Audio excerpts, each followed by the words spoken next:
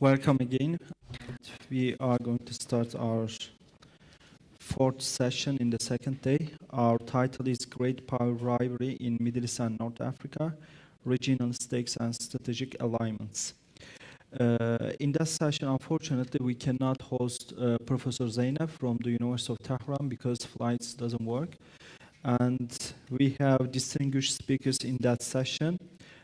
First of all, I want to introduce Ambassador Ramzi Azzaddin Ramzi, and he has his background is quite strong in both in diplomacy, in multilateral organization, and he experienced a lot the Middle East politics in the certain cases in Syria, in Palestine, and in relation with the United Nations. And Mr. Ramzi, I want to start with you about the relationship between great powers and middle powers in the context of the Middle East.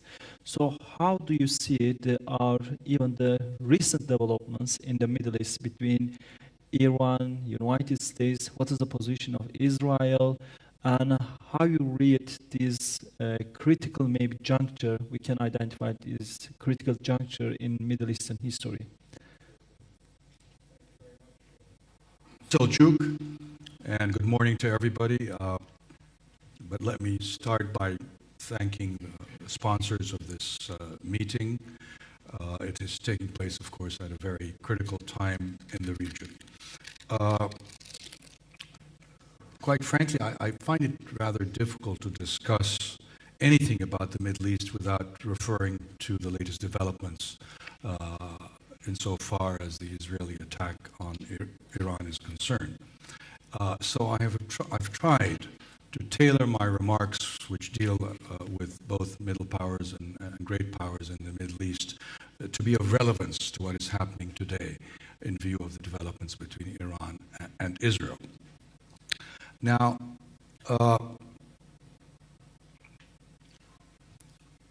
I think the title is Great Power Rivalry. I am not an academic, but I prefer using great power competition rather than rivalry, and that I will explain later on. I will approach this topic as a practitioner, not as an academic as most of you are, so I hope you will bear with me. Now, to put matters in context, I think it's important to characterize the present state of the international system.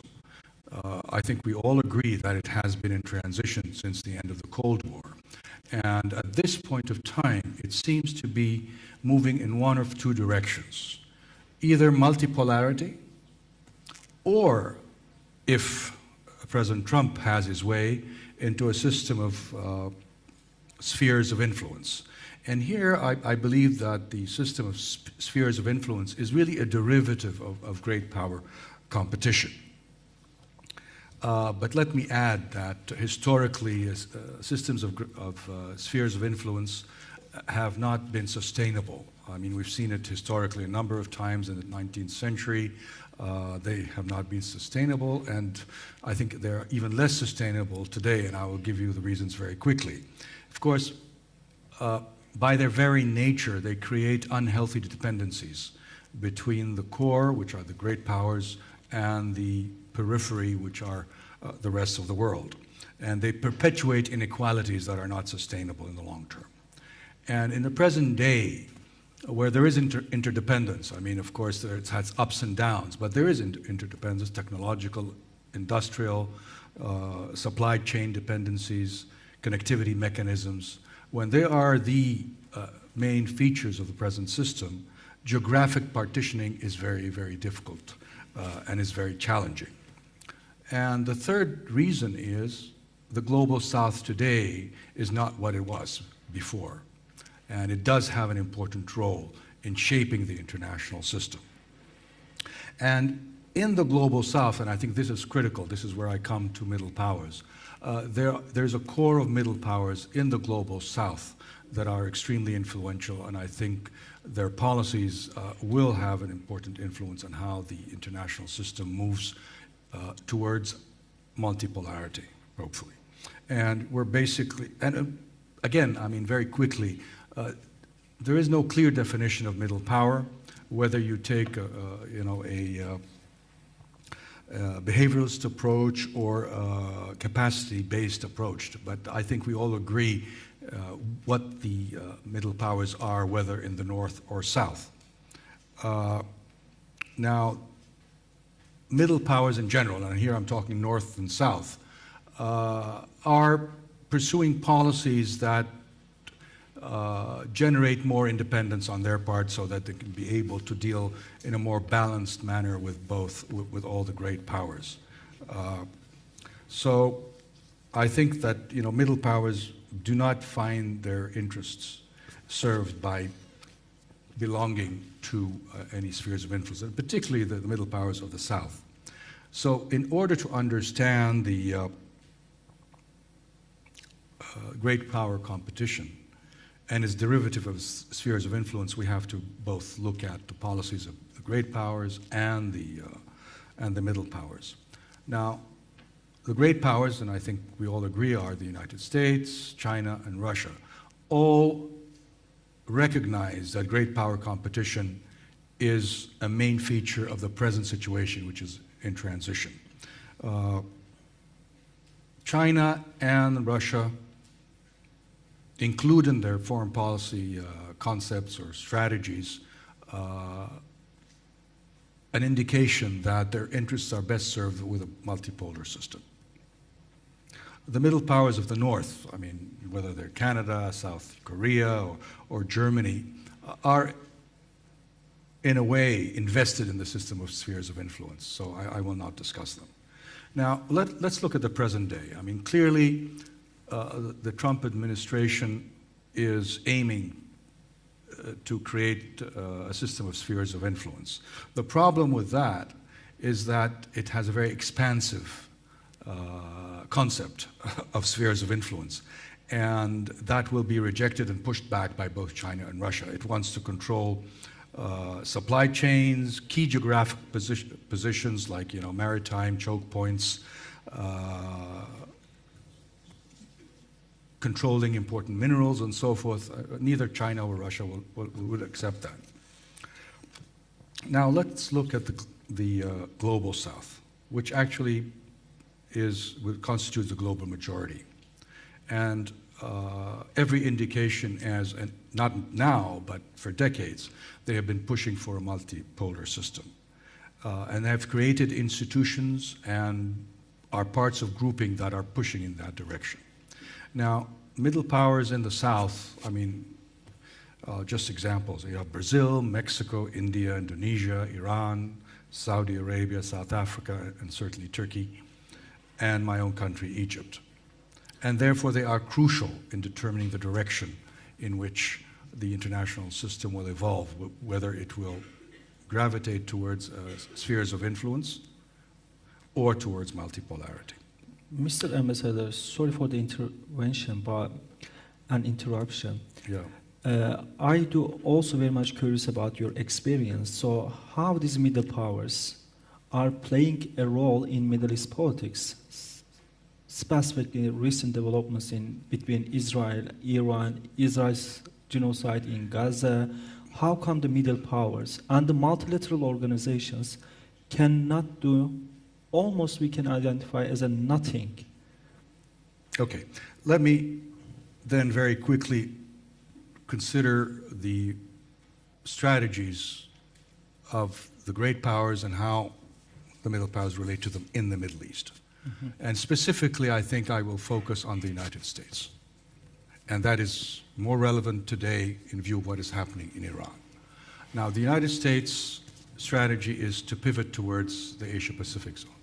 And to do so, being the historical security guarantor in the region, it wants and is aiming at creating a substitute for itself, a regional security system in the region that will relieve it of most of its military commitments. And it sees that as being intrinsically linked with Israel. And I think this is where the problem is.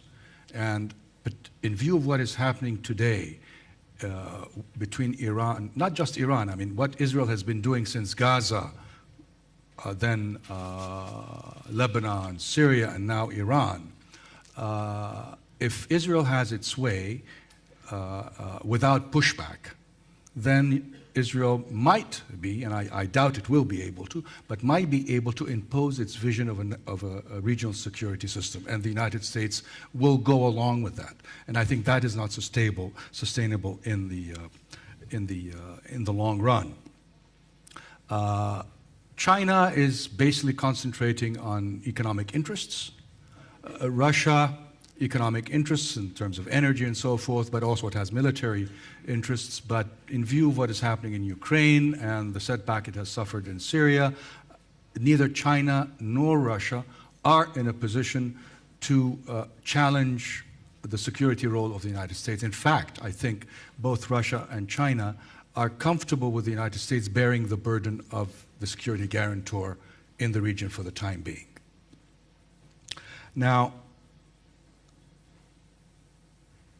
how are the middle powers relating to that? We can already see whether what happened in Ukraine, in terms of energy policy and all of that, they are trying to be equidistant. They're playing the three powers against one another. There is every indication that they would not like to be parts of spheres of influence for any of them, especially that the United States wants to relieve itself of the security burden. So how do we see things in the future in the Middle East? I think one is that there will be increasing rivalry between the United States and China in the areas of energy, in the area of technology and infrastructure, because we see the competition for the G5, we see infrastructure, particularly in terms of the ports and so forth, and you will find a more active, particularly Chinese diplomacy in trying to resolve conflicts in the region. So I think this is a main feature of what is going to what I expect to happen. Now, what are the security challenges that I see in the region? One, first is really Israel's plan to dominate the region, and that we can discuss in more detail. And I think this is where I think it's critical for the future, and I don't think the countries in the region will go along with that. Second, there's the issue of nuclear proliferation, and that relates both to primarily to Israel, quite frankly. I think the focus seems to be on Iran, but I think for many countries in the region, Israel is equally dangerous problem, if not a more dangerous one. Then you have the issue of non-state actors, which is, ISIS, Al-Qaeda, Houthis, and so forth. I think they have a role that is destabilizing, and that will continue in the future until we do something about that. And of course, there is the climate change and, cyber security and so forth. Now, how are things going to develop in the Middle East? What are the implications? There will be increased instability, unfortunately. The great power competition, or rivalry if you wish, fuels regional conflicts. You will have middle powers hedging their bets amongst the great powers. You will have shifting alliances within the region and between the regional powers and beyond. And you will have new areas, new domains of conflict. I mean, cyber and space, economic coercion as we see now. And ultimately, there will be a high human cost for the populations. So, to conclude, I just don't want to, I think what you will have is you see a shift away from U.S. hegemony towards a system of spheres of influence, or a multipolar world. And here, the middle powers, in my view, in the Middle East, have a critical role to play. Thank you. If they are active, if they're able to create a security vision, they will be able to push the evolution of the Middle East towards a more multipolarity rather than spheres of influence. Now, the challenge really is to articulate a regional security architecture that is independent of outside powers. I think that is the main challenge the middle powers in the Middle East will have to deal with. And they will have to work with middle powers outside the region to ensure the evolution of the international system towards multipolarity. I think that is critical. Now, the middle powers in the Middle East have a certain advantage in the sense that they are part of groupings that, such as the BRICS, the D8, the Shanghai Cooperation Organization, and so forth, and all of them are geared towards creating a multipolar system. So I think this is where the role of the Middle East powers can play in ensuring that the system moves towards multipolarity rather than spheres of influence, which, as I said earlier, is not sustainable in the long run. Thank you, Mr. Ambassador. So I think we have many questions to Mr. Ambassador. Later we will ask. I'm also curious about the concept of the more instability in the Middle East. But still, I don't know how come this stability is going to increase, because the current level is also very much high. So our second panelist is Professor Akif Kireççi. And Professor Kireççi is Dean of Social Science University of Ankara, and Professor Kireççi is member of the Presidential Committee on Security and Foreign Policy of Turkey. So, Professor, how is that the single actor, namely Israel, has been able to exert such significant influence in the region? As Mr. Ambassador mentioned, that Israel may also one of the security power in the region and dominant power in the region. Do you think is it possible, and how it happened, the recent developments? Well, very difficult, but at the same time very obvious reasons. I think for the Middle East, for one, World War I has not ended for the Middle East, for this region. His Excellency talked about certain potential of middle powers in the region, but they never get together in order to solve a regional problem, nor they unite to defeat an external sort of charge in the region, which indicates that this partitioning of the Middle East is still ongoing. Three conflicting promises during the World War I. One is Sykes-Picot Agreement between Russia, France, and UK. Russia later on took out of this agreement because of the Bolshevik Revolution. And then the region is promised to be partitioned by these three powers, later on by two. And the same region is promised to Sharif Hussein of Mecca in for an uprising against the Ottoman forces during World War I after 1915 struggle in the Gallipoli.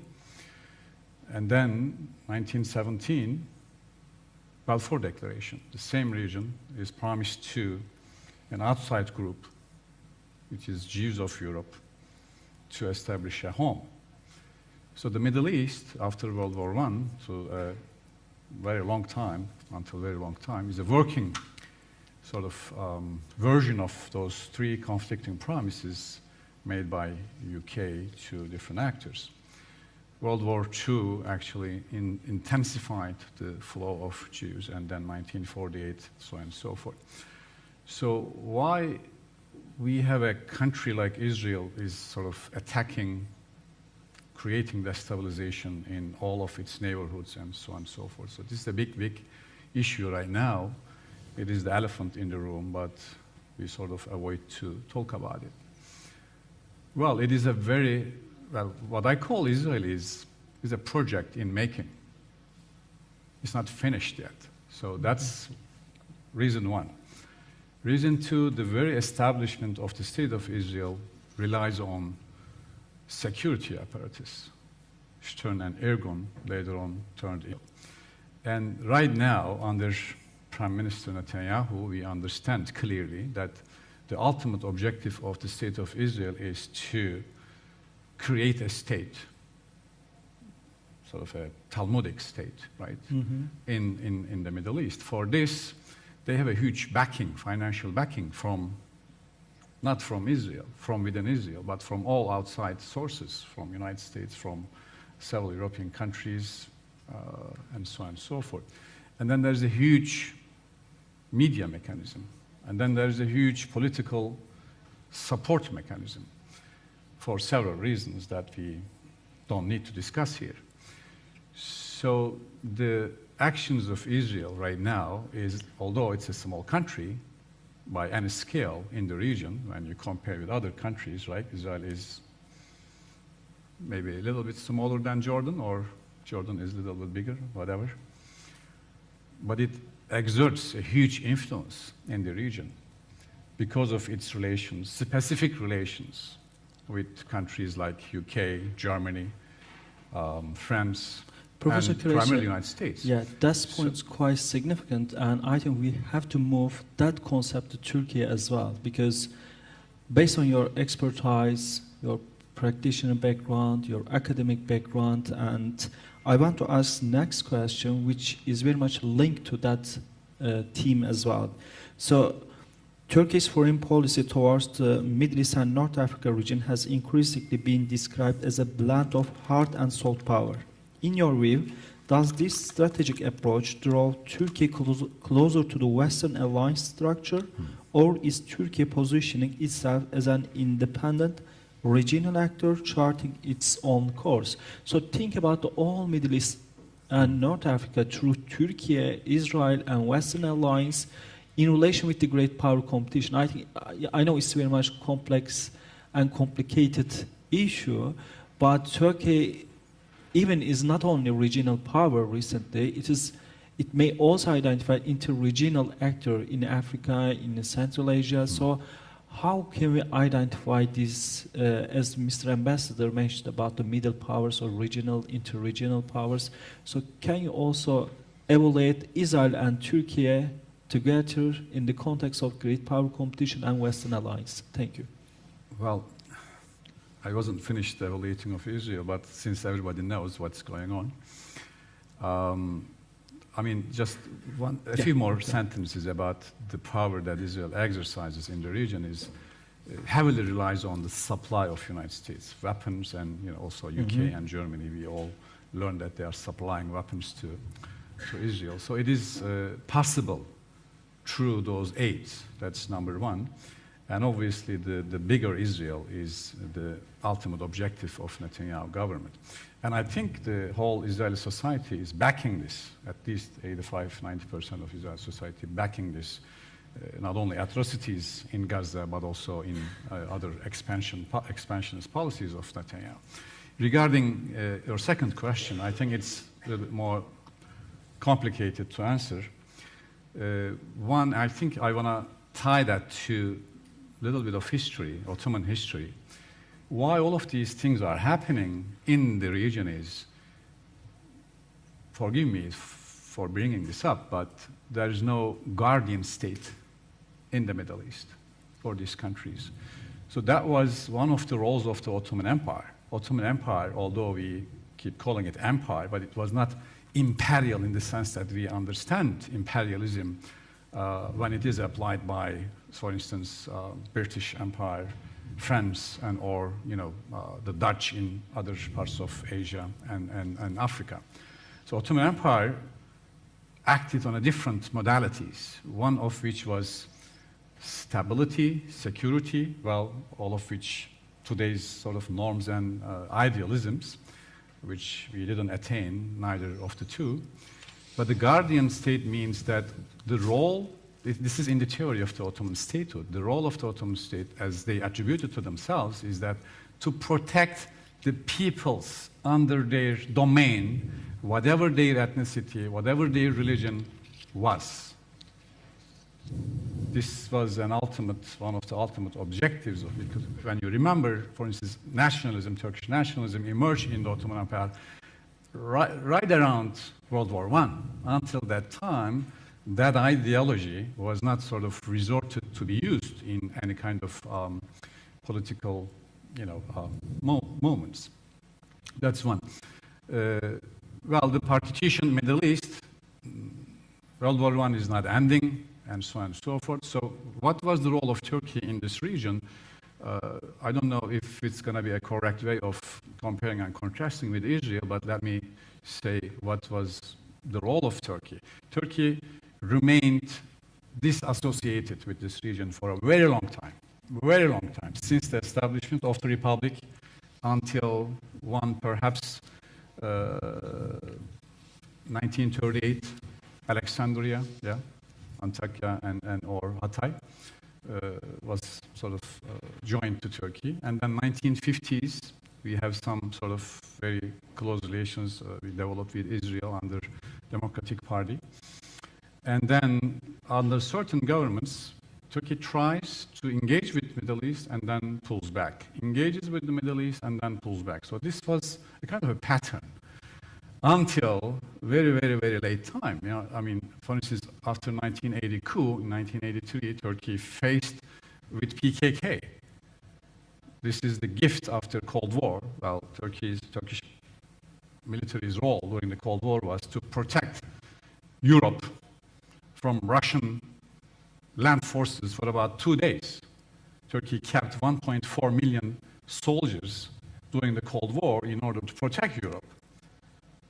And our thank you note was PKK after the Cold War. So this separatist, secessionist moment, Marxist-Leninist moment, sort of forced Turkey to look closer to its eastern borders. And that's one dynamic there, which is still continuing in Iraq and Syria. Another one is the dynamics which actually came to the fore after the Arab Spring. Arab Spring was not an Islamist moment, as many of the commentators labeled a few years later. It wasn't in the beginning. It was a movement of people who were seeking for more rights, better jobs, better lives under these autocratic regimes who, as His Excellency explained, in one way or another tried to associate themselves with one or other hegemonic power in the objective of establishing stability and security in the region, again, neither of which was achieved in the region. The Arab Spring clearly showed that to us. So, which actually stalled in Syria and costed Turkey the most. All of the problems in our neighborhood, all of the crises in our neighborhood, if they are affecting, for instance, Syrian problem affecting Syria, number one, is affecting Turkey, number two. Problems in Iraq affecting Iraq, number one, and affecting Turkey, number two. Iran, number one, which I hope is going to end soon, will affect Turkey. If not, will affect Turkey, number two, because 50% of Iran speaks Turkish. So all of these things, when, you know, it's easy to simply lecture, let's say from DC or from Berlin or from Brussels. Why don't you do this? Why don't you act like this? But this neighborhood is really, really difficult. So Turkey's quest for, some say strategic autonomy, some say sort of, you know, many different labelings. Like I said, Turkey refrained from this region for a very long time, but it had to engage with the region because of all of these problems. If we didn't engage in Syria, Syrian problem in Syria, it could have been bigger. Same goes other problems. For instance, one example that when Turkey started accepting displaced Syrians during the civil war, 50% of people who were coming to Turkey were female. The remaining 50%, the half of the remaining 50% were consisted of children. So if Turkey did not accept this many civilians, more than half of this population would have been killed. So these are the things that simply force Turkey to get engaged. In terms of strategic autonomy, well, Turkey is a member of NATO. This is where Turkey is anchored its security reasoning, okay, since 1952, and Turkey paid big prices for that. And when our allies sort of did not come to our support during the crisis in Syria, remember the pulling out of the Patriot missiles from Turkey's borders, Turkey had to go ahead and sit down with Russians in order to solve certain problems with them. And then it worked. It worked. So whether you call it strategic autonomy or you call it conjunctural agreements or alliances, it worked. And since then, I mean, we tried to solve this issue with our allies, with Europeans, with Americans, but they were nowhere to be found when there was a huge problem with our neighbor. We share 900 kilometers borders. Thank you. Professor Kretschmer, last remarks? Last remarks, okay. Yes.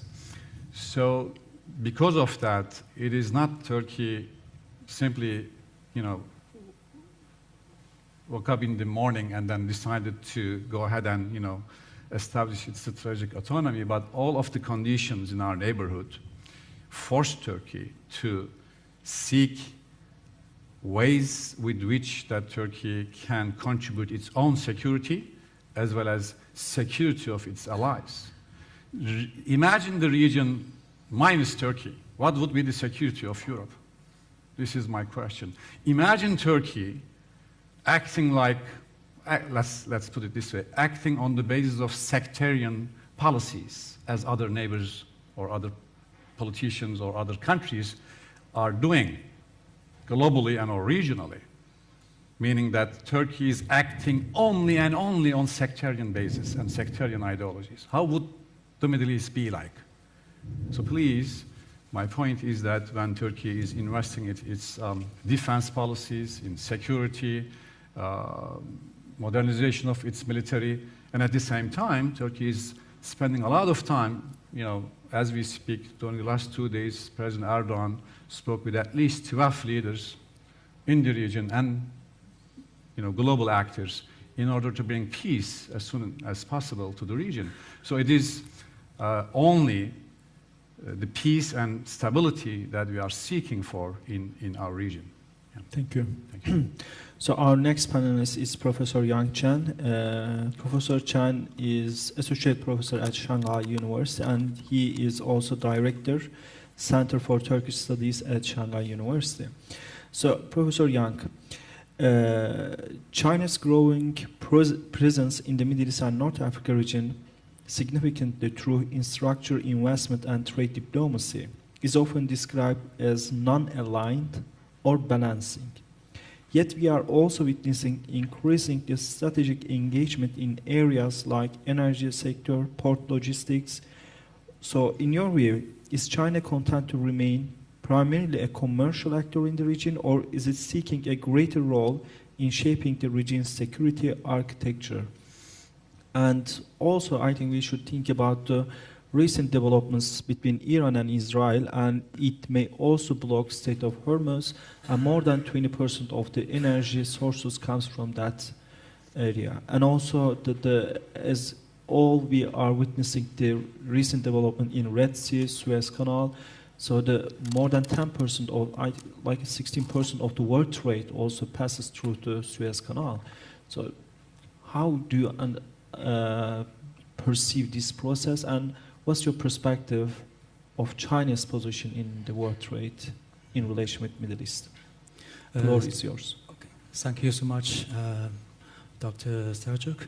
I interpreted your question as to how to analyze China's position in the Middle East from two perspectives. The one is the economic perspective, another is a security perspective. I would like to give a short answer is that economic factor is one of the main killers of China's foreign policy in the Middle East. Still one of the key pillars.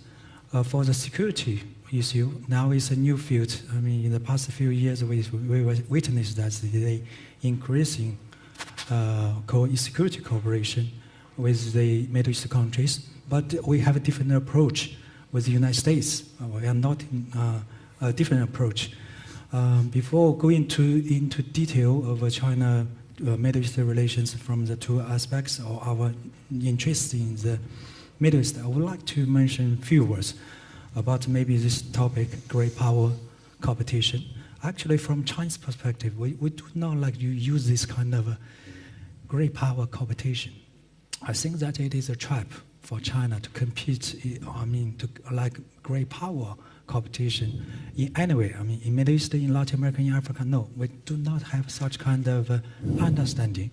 For example, from a history perspective, if we look at the 20th century, there are four great, if the great power competition means the rising nation to challenge the dominant nation, then in 20th century there are four actually big great power competition. Before the First World War, the Germany versus the Britain. Before the Second World War, the United States versus the Britain. Before the collapse of the Soviet Union versus the United States. And also the Japan versus the United States before the Plaza Accord. But only one successful example, that is United States, won the competition of the Britain.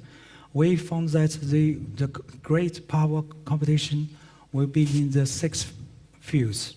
For example, the manufacturing, the economic output, like the GDP, finance, trade, military, or soft power, or global governance.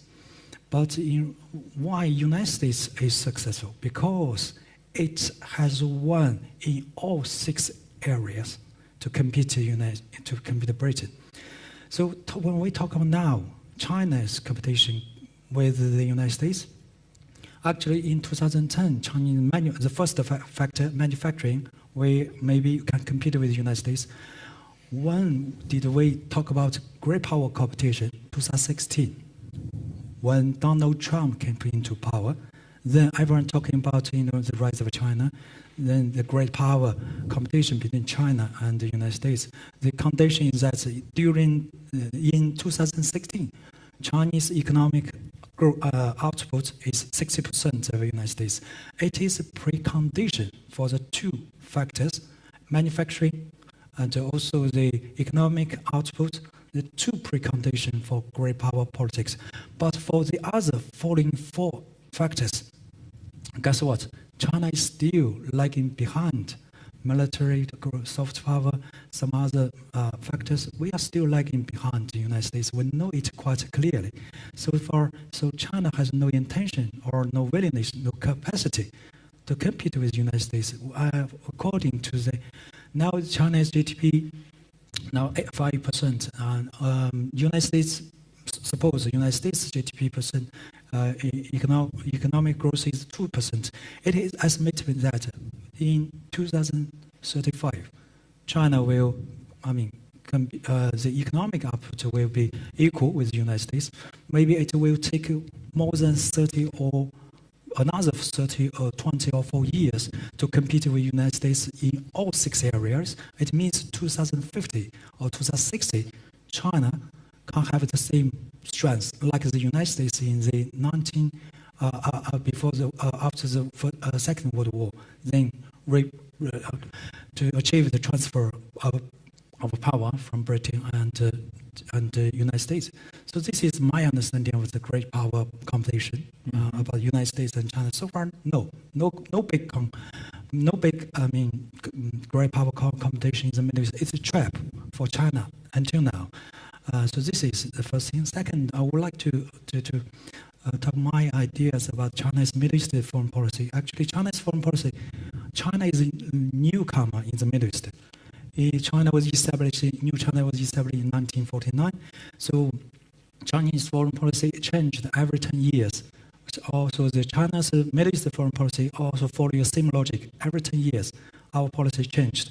In 1950s, foreign policies like oppose Western colonialism and to support the national liberal movement in the Middle East countries. 1955, we had the Bandung Conference. So this year is the 70th anniversary of this conference. And now in China, in Southeast Asian countries, we celebrated this conference. So after that conference with China, established normal relations with Saudi and Egypt, a lot of Middle East countries. In 1960s and 1970s in China, we fight against with the United States and also Soviet Union at the same time. And we would like to have a support from the third world. So 1960s, 1970s, driven by ideology, the foreign policy. Then, since 1978, it's opening up to the outside world. Now, economic factor became the key driving force of Chinese foreign policy, or also Chinese foreign policy towards the Middle East. Since then, the economic, cooperation, exchange, commodity, goods, engineering contracts, so happens since 1978, 1990. So another issue is securing the energy supply. This is the key foreign policy of China's Middle East relations. Until 2013, the Belt Road Initiative was proposed.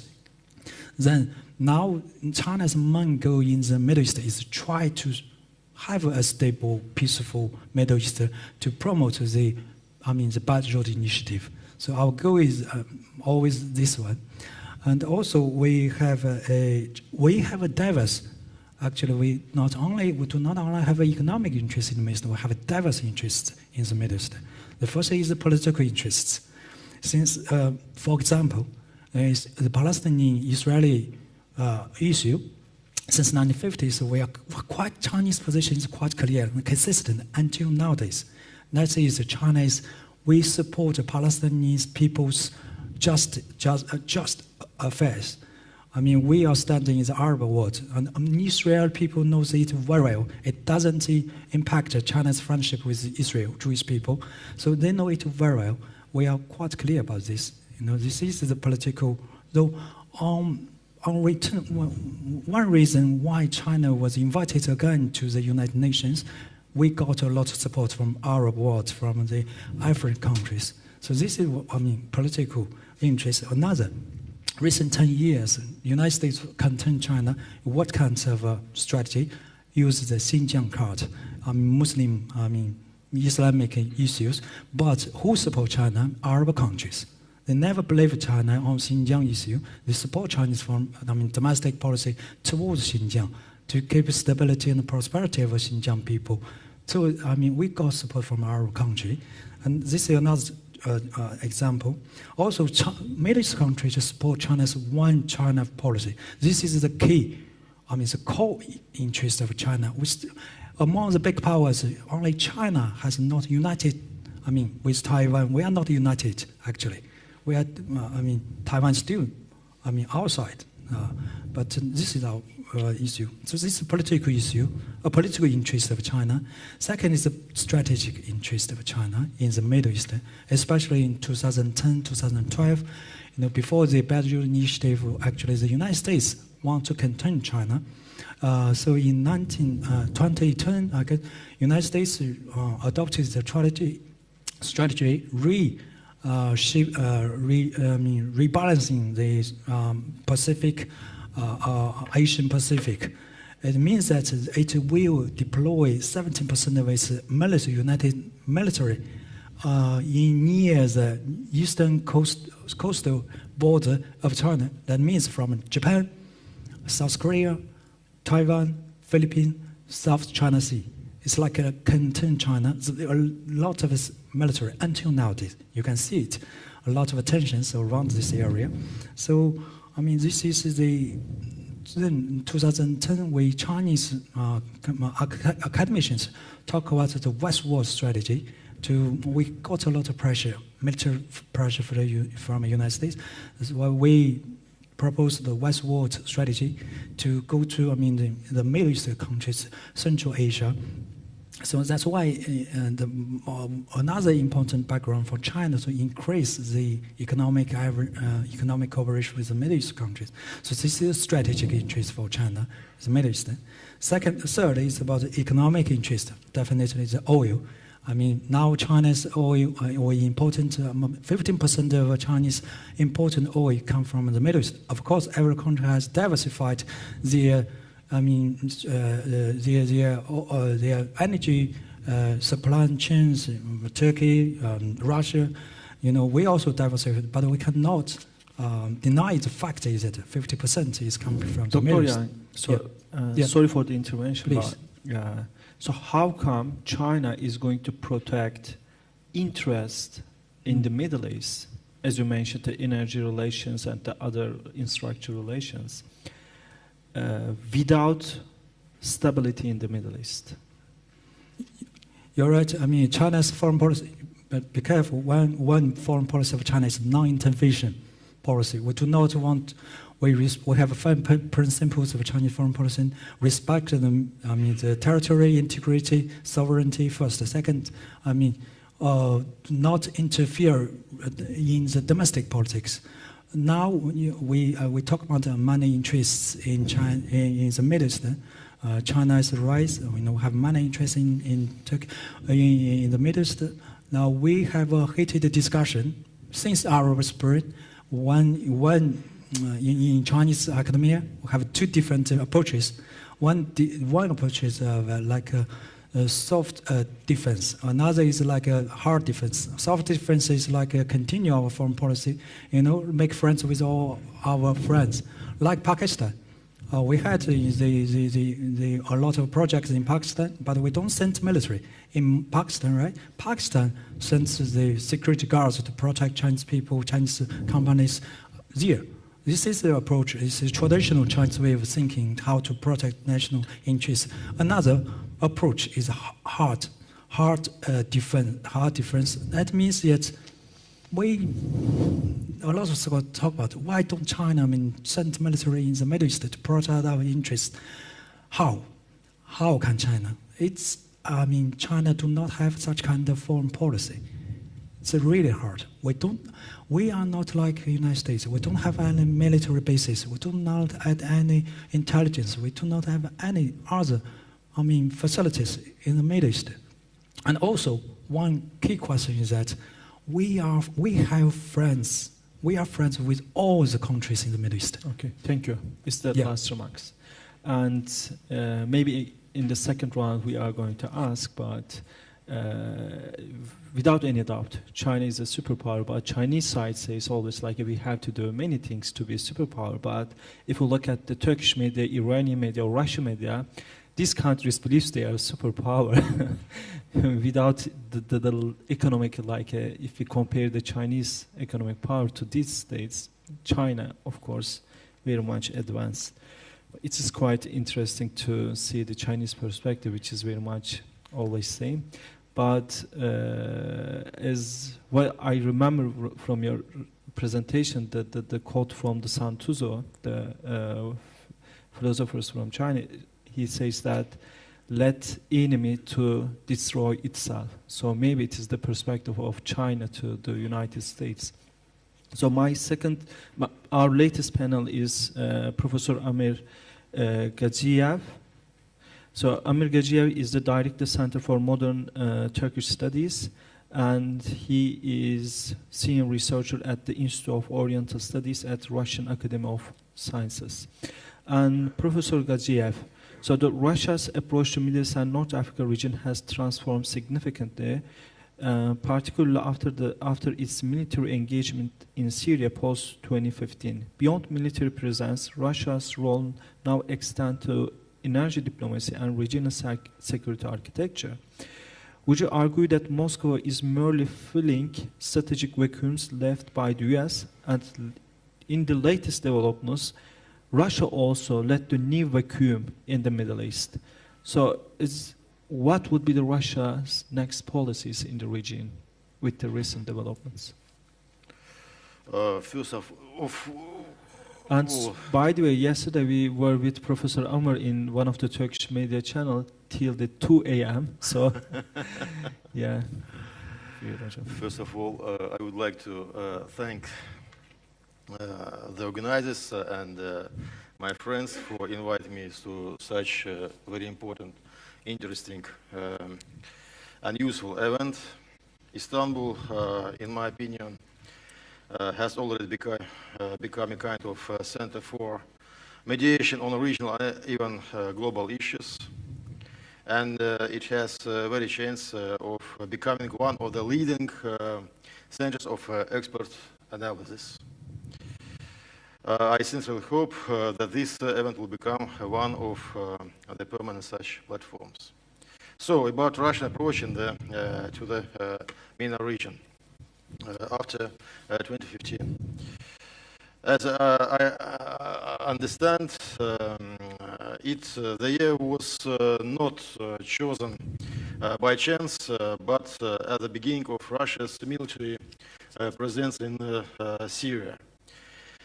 If we are talking about the last decade, then we should know the Astana format, the Sochi dialogue, and so on. As you know, one of Russia's key goals in Syria, of course, was to preserve its territorial integrity. It is also known that as a result of the actions of the Western coalition led by the United States, Syria found itself on the verge of splitting. The year 2015 is also notable for the fact that a Russian fighter jet was shot down, which is followed by a serious crisis in Russian-Turkish relations. But let's not talk about the sad questions. More, the crisis was solved, overcomes thanks to the wisdom of the Turkish president. Russia is no way seeks to expand its presence where the West is losing its position. Russia does not base its policy on tactical goals or objectives. Russia, as you know, is the legal successor of the Soviet Union. And this imposes corresponding obligations on it, but at the same time, in some issues, it gives advantages to it. It is obvious that Russia is in favor of resolving issues within the framework of existing institutional mechanisms. And only when it becomes obvious that the mechanisms are not working, Russia begins to develop some alternatives. Russia, while values dialogue, frankness, and is ready to discuss absolutely any question, any complex question, issues.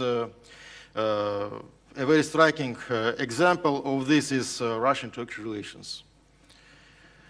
Why did Russia send troops in Syria in 2015? I'm a supporter of the chronological approach and try to find the main stakeholders of certain events and process. Let me remind you that in June 2014, the terrorist group Islamic State, ISIS, created the so-called caliphate in Syria and Iraq. In December of the same year, under the pretext of fighting with the Islamic State, was formed an international coalition led by the United States. The alliance were the, as you know, PYD forces. They promised to solve the ISIS problem, but for several months nothing happened. The conviction that ISIS was just a pretext for the American presence in Syria grew. And only then, at the invitation of, in so time, legitimate president of Syria, Bashar al-Assad, Russia sent its troops to the Arab Republic. This is the first point. The second point is about an architecture of the new regional order in the Middle East. Indeed, Russia is interested in forming a new order in the region that would ensure the security and stability of the region. To this end, it even put forward a corresponding initiative on the time. What is the essence of the Russian initiative, which called the inclusive security architecture for the Middle East region?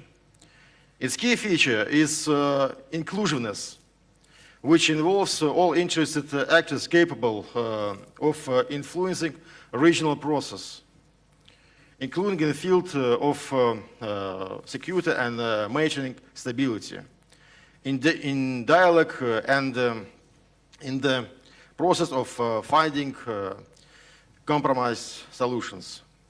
The project involves a three-tier structure, which includes Russia, Turkey, and Iran. Each of these countries pursues its own policy towards the West. Turkey continues mutually beneficial cooperation with Russia, despite the threats and even sanctions imposed by the West. In addition, Ankara is consistently pursuing a course to establish its own rules of the game in relations with the United States and European countries. This is confirmed by both the migration issue in 2015 and 2016 crisis, and the process associated with the admission of Finland and Sweden to NATO. The policy of Russia and Iran towards the West is obvious. Both countries are now, unfortunately, under the tough sanctions. In the long term, it is possible to expand the influence of the inclusive security architecture in the Middle East on regional processes in two ways. Either by increasing the number of participants, for example, by joining the structure of Saudi Arabia, or by ensuring the interest of other regional and global players, as China. In any case, the expansion of the inclusive security architecture in the long term should limit the expansionist policy of the United States in the Middle East region.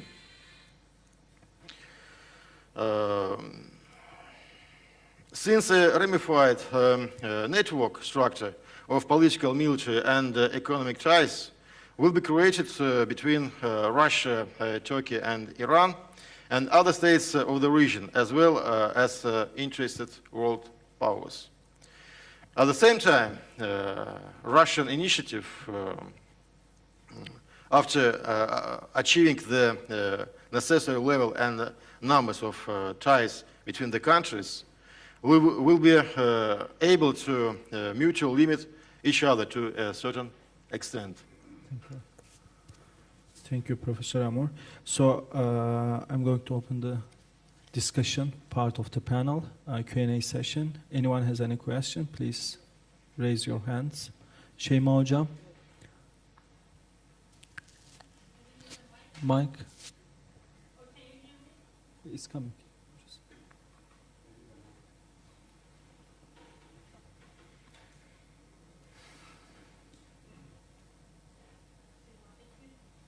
My question is for Professor Chen. Considering the recent attacks against Iran, can we talk about a possible Chinese support to Iran? No. Yes. Yeah, okay. Now, Chinese position in this conflict between Israel and Iran, right? So I guess Chinese position, our government policy position is quite clear. I mean, we condemn Actually, before this, for every conflict, we would like to, to find the key reason, who is right, who is wrong. Now this time, China is quite clear, Israel is wrong. So we condemn Israel's attack to Iran. And also Shanghai, Iran is one member of the Shanghai Cooperation Organization. So we got this conference, they have a conference of a Shanghai Cooperation Organization. So all the members, except India, support China's, this position on Iran. It means we will support Iran. This with the ICO's support. So this is Chinese positions, government positions about this conflict. Also, from maybe my own personal perspective, Iran is very important for China. Iran is very important in the Middle East. We are talking about the future of the Middle East. If you look at the history in the past 100 years, especially after the end of the dissolution of Ottoman Empire, all the regional powers, more than 20 nation states came into existence. But during the past 100 years, who controls the Middle East? External powers. First, the beginning is Britain and French. Second, during the Cold War, Soviet Union and United States. Then, since 1990s, United States is the number one. The only one big power in the Middle East. United States is key reason for the chaos and the wars in the Middle East. But now we see recent few years, since the United States changed its foreign policy of Middle East, trying to withdraw from the Middle East to reconcentrate its focus to contain China. Now it's an opportunity for the regional powers. For Turkey, for Saudi, for Iran, united together to, now you finally got opportunity. After 100 years, now regional countries have the opportunity to control your own destiny, your own future in the Middle East. And then from China's perspective, we do not have allies in the Middle East. Right? We are friends with all the countries, Egypt, no matter the regime, what kind of regime, we are still friends with Egypt, Turkey, Iran, including Israel, right? So we don't want we talk so much about what is the future Middle East. We do not want the external power to continue to control in the Middle East. Even including China. We would like to make friends with all the countries. We would like to maybe focus on the development. Our security approach is different from the United States. Development for the purpose of security, to use development to solve the security problem. That's Chinese. We got a big lesson from the past 200 years. We suffered so much. We got so many wars. But what is the result? So development. Since 1978 until now, 40 years, maybe now almost 50 years, it's a miracle for China to continue to rise. In the beginning, maybe 10 or 11% of growth, now maybe 5% growth. It's like a miracle. We would like to keep that miracle. We wish that miracle will happen in the Middle East to stop the war, to have a peaceful, to have a stable Middle East. So we have a Patriot Initiative, we have some other projects. Even United States now changes its policy in the Middle East. No more military, no more military attacks, right? So focus on the economic cooperation with the Gulf countries, with some other countries. We think that the United States is doing right way. So maybe United States wants to compete with the United States. No, we do not want to compete with the United States. We want to compete with technology, artificial intelligence, so make it better for the whole humankind. So personal view. I think this question is quite relevant to Professor Amur's perspective because Russia and Iran has a strategic alliance as well. So what would be the position of Russia in the recent attack?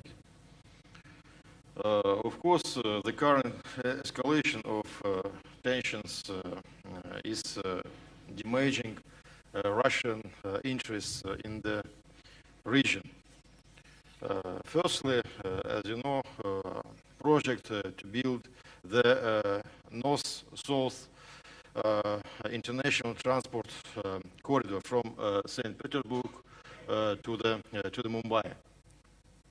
Secondly, Iran, as you mentioned, is an ally or strategic partner of Russia. And accordingly, a strike on Iran is a strike on practically Russia's maybe less ally in the Middle East. Thirdly, further escalation of this situation could lead to US intervention. And this could significantly undermine the domestic situation, political situation in Iran. As a result, Iran maybe could become more pro-Western country. Recently, we know with the rise to power of Pezeshkian, we have already seen Iran's some attempts to flirt with West, and even some distancing from Russia. It was on September, October last year. Of course, we know that Tehran priority now is maintaining domestic political stability and resolving domestic economic problems, and these are possible only with lifting the sanctions. Thank you. So thank you. And also Netanyahu is calling the U.S. intervention as well. But as we experience U.S. intervention in Iraq and Afghanistan, how these interventions led to destability in the region and also new problems. Any question? Please. And please introduce yourself as well. Where's the mic, by the way?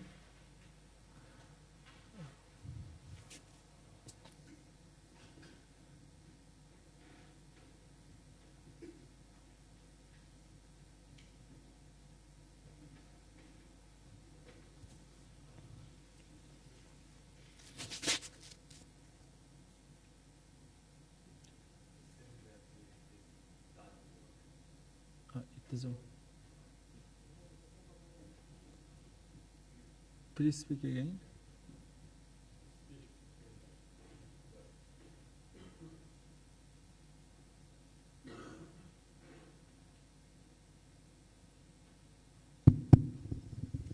Okay, my name is Mingtian Wang, and I'm a master student in the Hacettepe University in Ankara. And I want to ask Professor Akif about what's your opinion about the Turkish the Turkish point of view of the conflict between Israel and Iran, because it seems that the President Erdogan was always criticized by the opposite and also by some Western countries that he is always speaks louder than actions. Like on the one hand, he declared that the trade connection between Turkey and Israel has been cut off, but actually some people accuse that actually his son is still doing some trade with Israel through other secret ways. And another question is that, do you think that this conflict is also another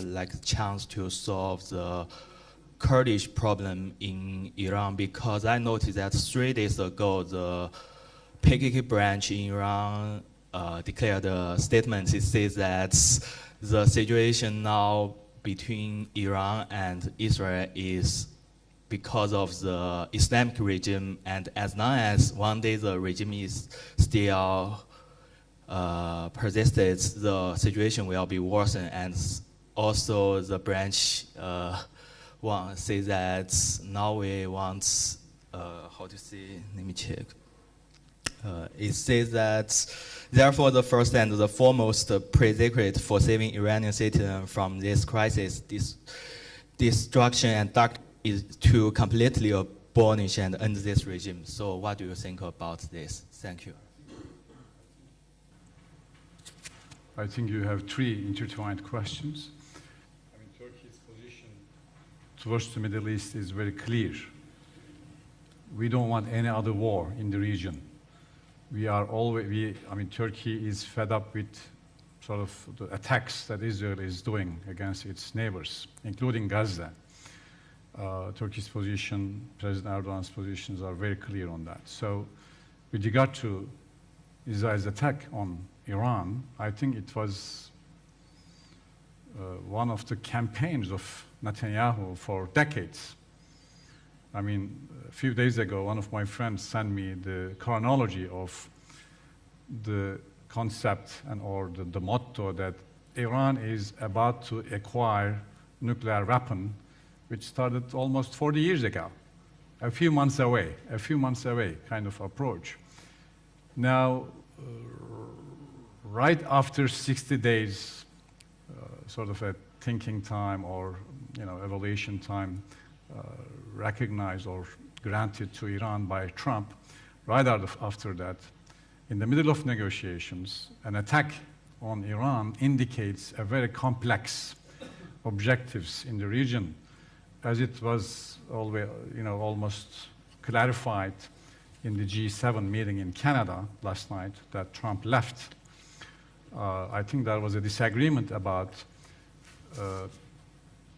continuing of the wars in the Middle East and in Europe, meaning in Ukraine,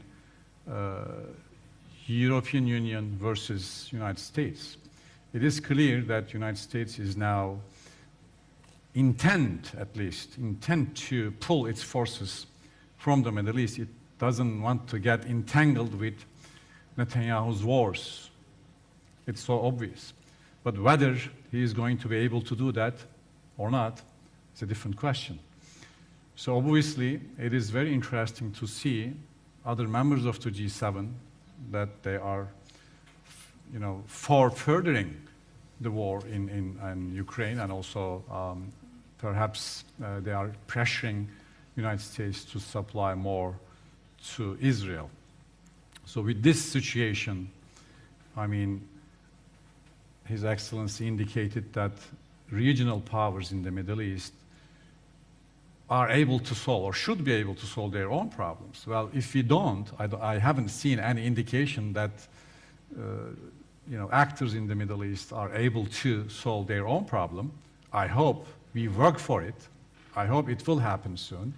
But as long as it doesn't happen, other outside sources keep interfering in the region. So this is what we don't want, actually. We don't want another war because, look, I mean, Turkey is an island of stability surrounded by lots of crises in the region. Syria, there's no central government. Iraq, there's no central government. I mean, these are our neighbors. Iran, the central government is, under heavy pressure, sanctions, so on and so forth. Armenia, Azerbaijan, they had a conflict. Turkey interfered after that, and then now Turkey is promoting peace between the two.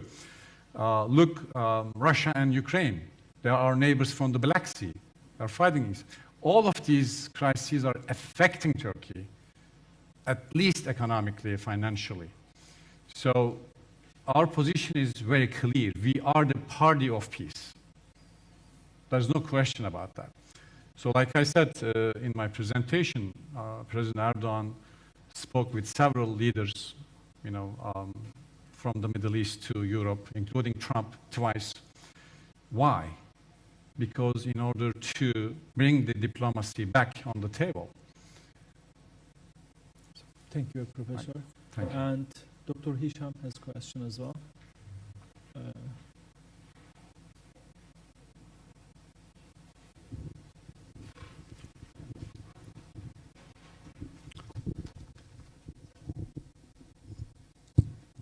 Thank you. Dr. Shamhel here from the Royal Institute for Defense and Security Studies. It's more comment, if you wouldn't mind, because the remark that you just gave, which I appreciate very much, is the framing of it implies that there are problems going on in the region, and then external actors then come in to try to solve them. I think that the reality is that actually they never left. And when you look at I said that the World War I did not end for the Middle that's East. what I mean. Yeah. When you look at how, over the last few days, the Israelis decided to embark on their action in Iran, calling it preemptive. Of course, it's not preemptive. They didn't do so without a recognition that the United States would, at the very least, underwrite the operation. And underwrite it in terms of support for the military security architecture that exists, but also not enact any consequences. And I think that this is very vital to keep in mind. And the Americans are not the only actor in this regard. When it came to Syria, of course, the Russians were deeply involved in propping up the Assad regime, as of course were the Iranians. And we all saw how that went. So I think that the imperative for the region to try to solve its own problems is incredibly important. I think also keeping in mind that there is a constant engagement. So when people talk about the withdrawal of the US from the Middle East, there's no withdrawal.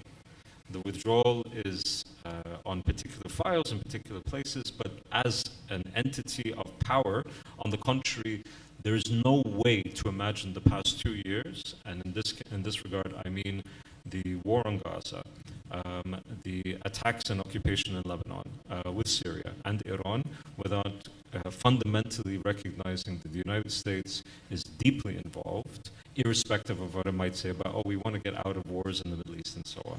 So it's not this is not a retort to what you said, let me be very clear. It's just adding another layer to it. Thank you.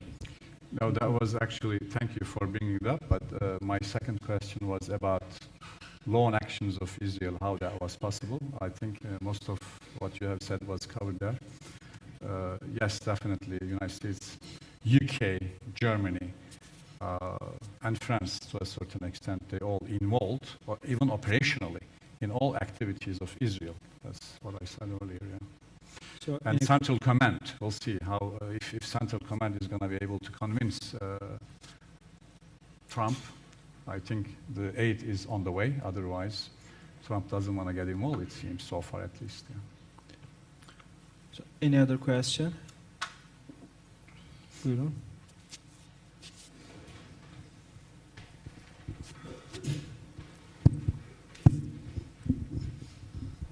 Thank you for your presentations. Actually, my question is for Professor Yang. Can you introduce yourself, by the way? Sorry. My name is Sucel. I'm from Karadeniz Technical University. And my question is that you have explained the Chinese international positioning is changing in every 10 years in some aspects. How far humanitarian crisis can affect China's stand when you consider its stand in Palestinian issue? So the changing of the nature of people's thinking in the matter in all over the world, I believe it affects Chinese people as well.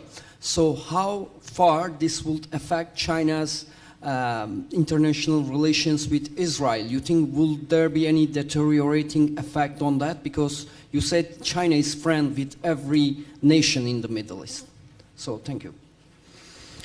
Thank you very much for this this very key issue. I mean, Palestinian issue is a key from China's perspective, quite clear. Israel-Palestinian issue is a key issue in the Middle East. But since the Arab Spring, I mean, this issue was, settled, replaced by the Syria issue.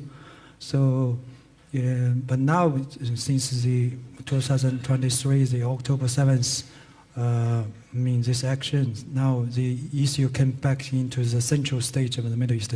So, for this issue, China's position is quite clear. Since 1950s, it's quite clear. We are, from Chinese experience in the last 200 years, we feel the sympathy for the Palestinian people. We support Palestinian people. We support two-state solutions, very clear. And we've done so much in the past 2 or 3 years to even no one, to even some scholars or some governments, they don't believe that there will be, the two-state solutions will be a reality.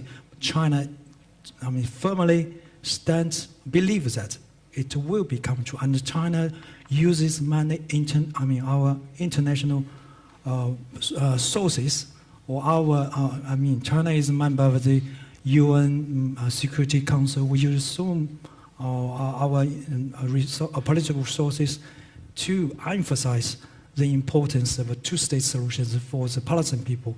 And another aspect is that we of recently, 10 years, we have proposed so many initiatives. Apart from the Beijing initiative, we have another 3 initiatives, like a global development initiative, global civilization initiative, global security initiative, and we would like to use this initiative to solve the problems in the Middle East, in some other countries, to solve the conflicts. And also the aim is, we mean it. The common future for the humankind, just like yesterday, Professor Go, Chinese president, we mean it. We have 5,000 history, we mean it since the beginning. Professor, Yeah. So, right. If it is the last remark, I want to move. Yeah, we also, about the China-Israel relations, due to China's firm stance of the Palestinian issue, also suffered a little bit, but it doesn't, impact in the future. The general relations of China and the Middle East relations, and China and Israel relations, it will continue, even there are some bad impacts.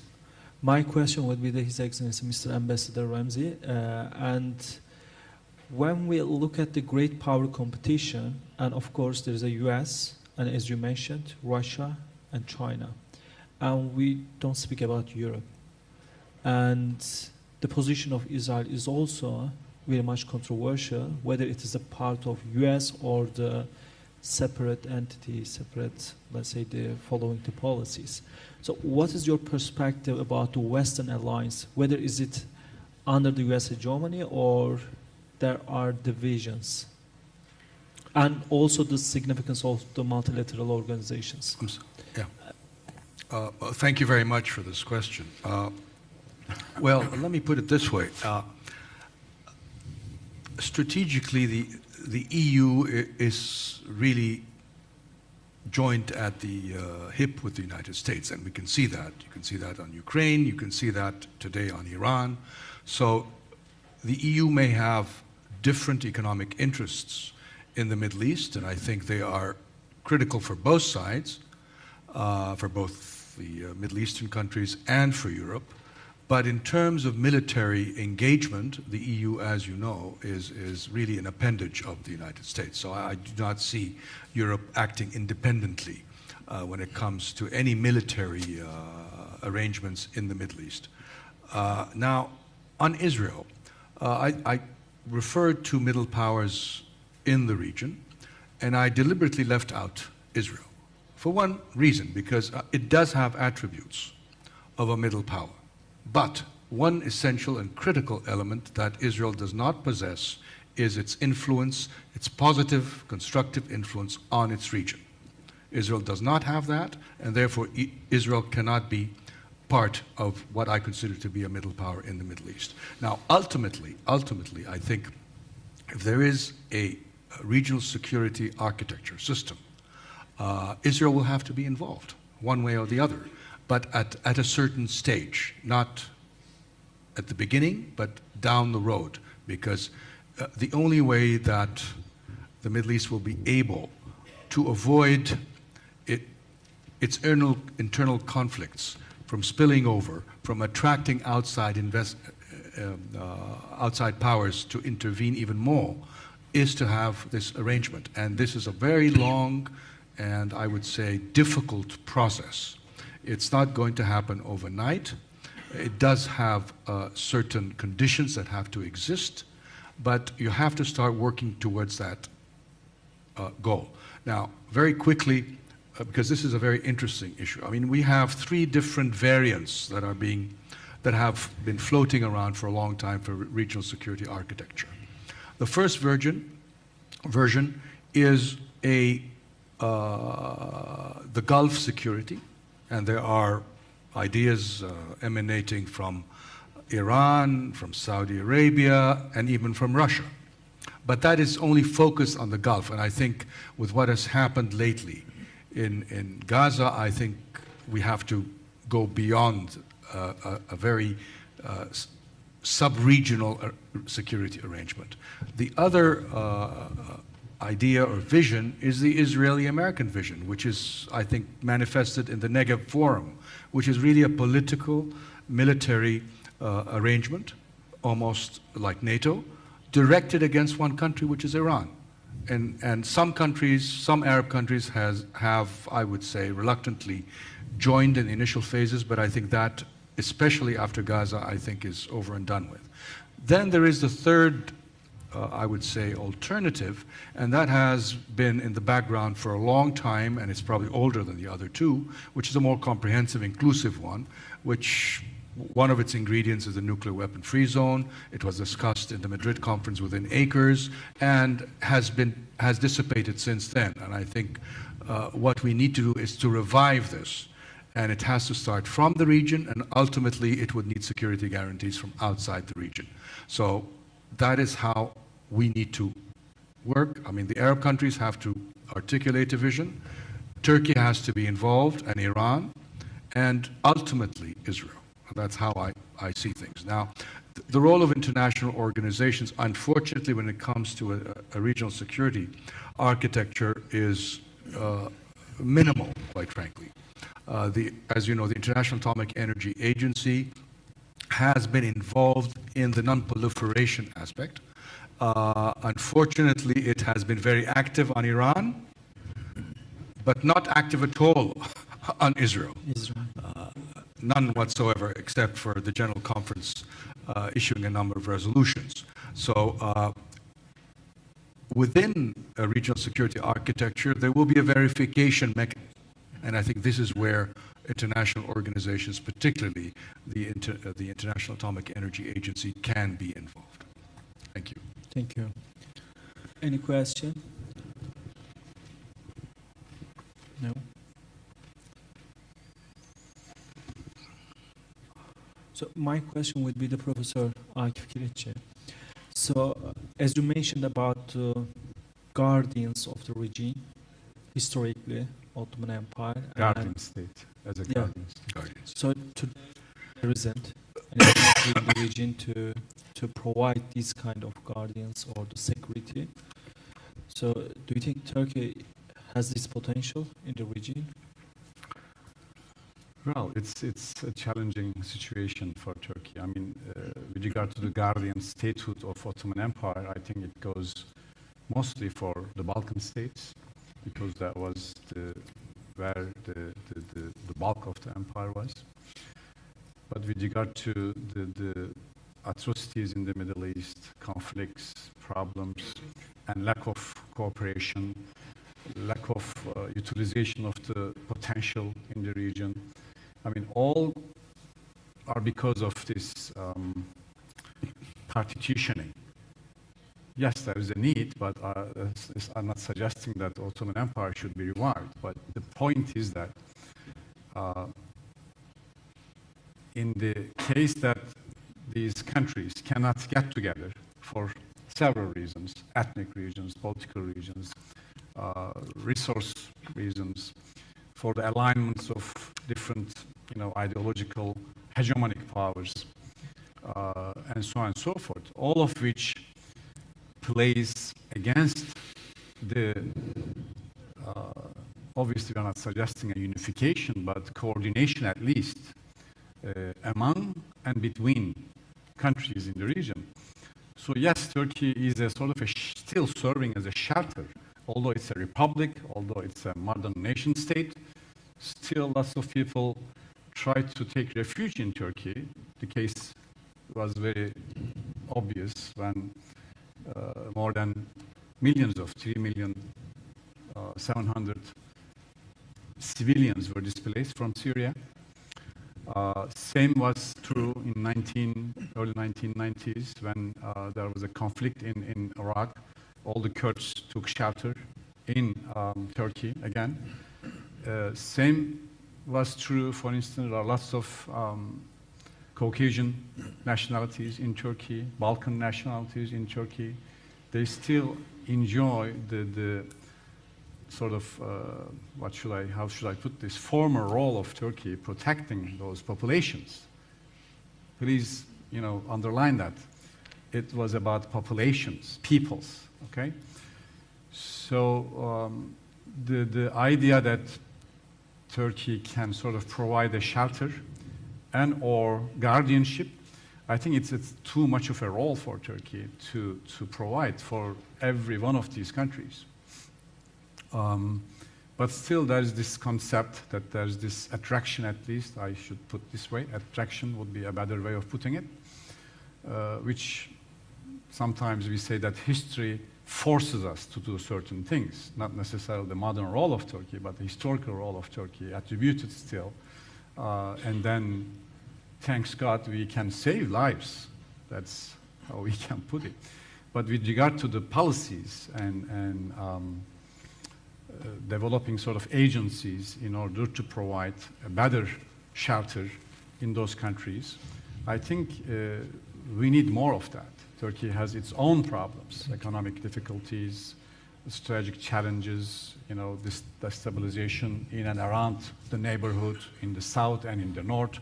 You have lots of issues.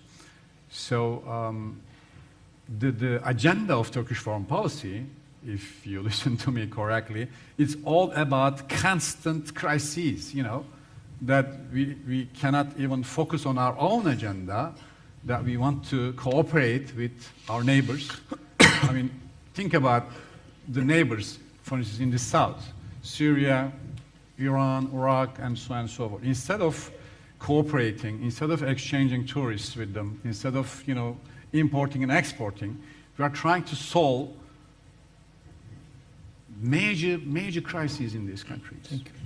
So I think we need not only an effort from Turkey, but from other countries and also from outside, bigger countries, hegemonic countries, so to speak. I think that, the groups in the world, in powerful capitals, divided by two. I think the real power is going on in DC and in Brussels, in other power centers. Party of war, party of peace.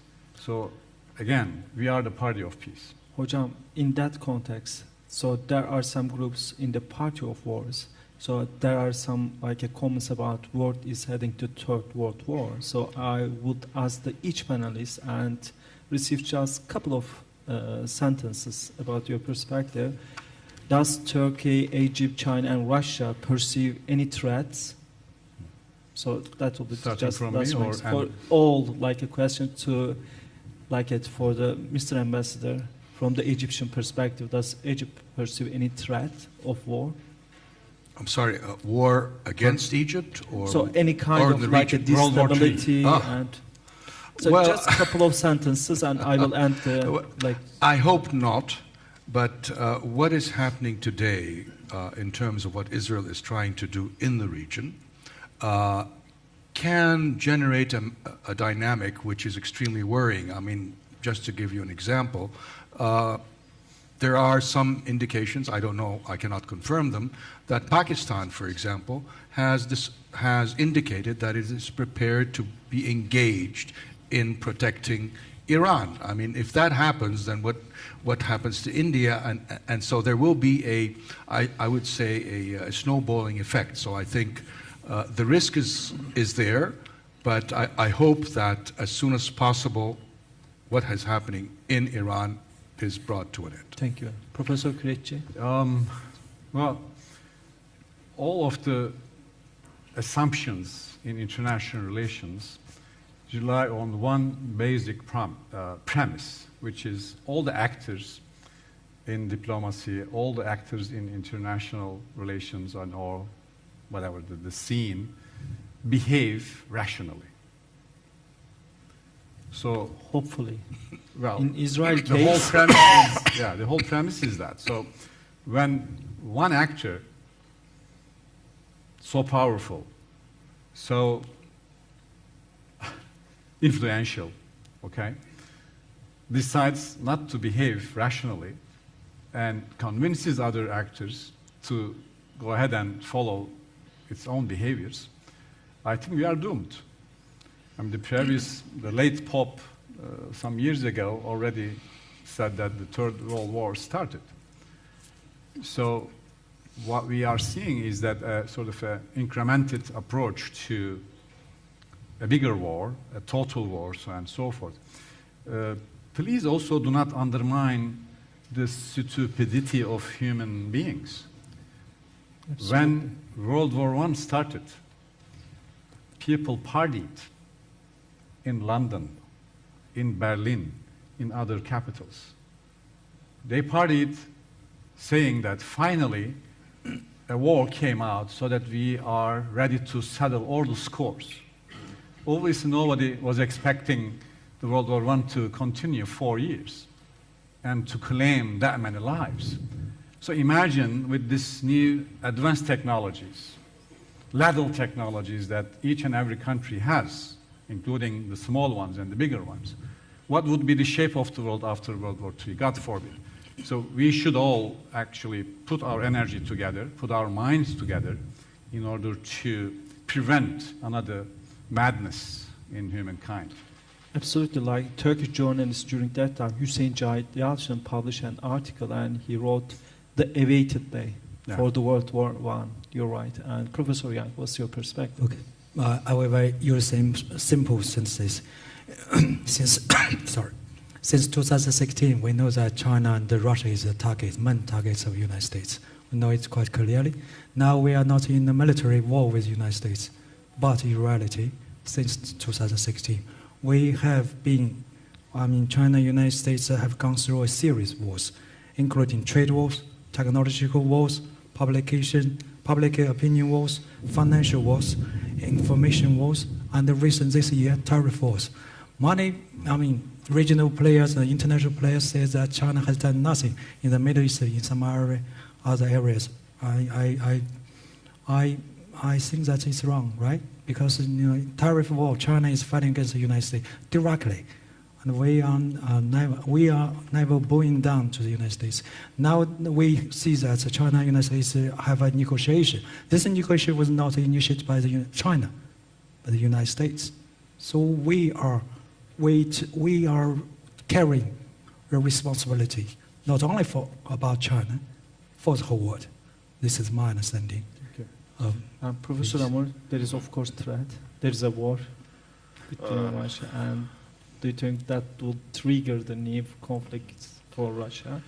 All of these countries you mentioned are advocating the promotion of a multipolar world. And in this sense, these countries are essentially like mine. There is a clear understanding that a multipolar world is more stable, and hence the support for this system. It is obvious that multipolarity implies the existence of several centers of powers. And in the Russian understanding, centers of powers can be both not only the great powers, but the regional powers too. And the cooperation between these countries will prevent the possible conflicts in the Thank region. you very much. Thank you, distinguished guests, to participate in our conference, and please join me to appreciate our speakers.